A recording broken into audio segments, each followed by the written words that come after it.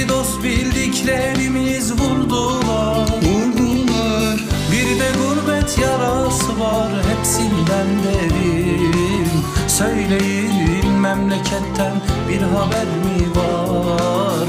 Yoksa yarim gözyaşlarımı bu yağmurlar? Söyleyin, memleketten bir haber mi var? Yoksa yarim gözyaşlarımı bu yağmurlar? İçerim yanıyor yar yar yaram beklerim. Bana nazlı yardan aman bir haber verin.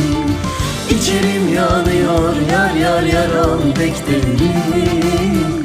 Bana nazlı yardan aman bir haber verin.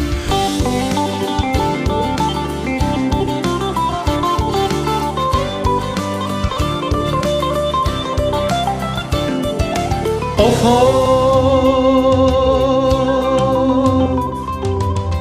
bulutlar yarime selam söyleyin. Kavuşmak gününüz yakınmış deyin. Felek yardan ayrı koyduysa bizi, gurbet elde bir başıma neyleyim? Yardan Irak yaşanır söyleyin. Gurbet elde bir başıma neyleyim?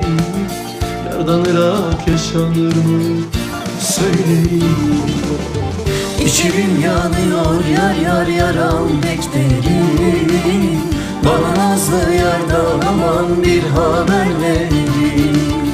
İçerim yanıyor yar yar yaram beklerim. Bana nazlı yardan aman bir haber verin.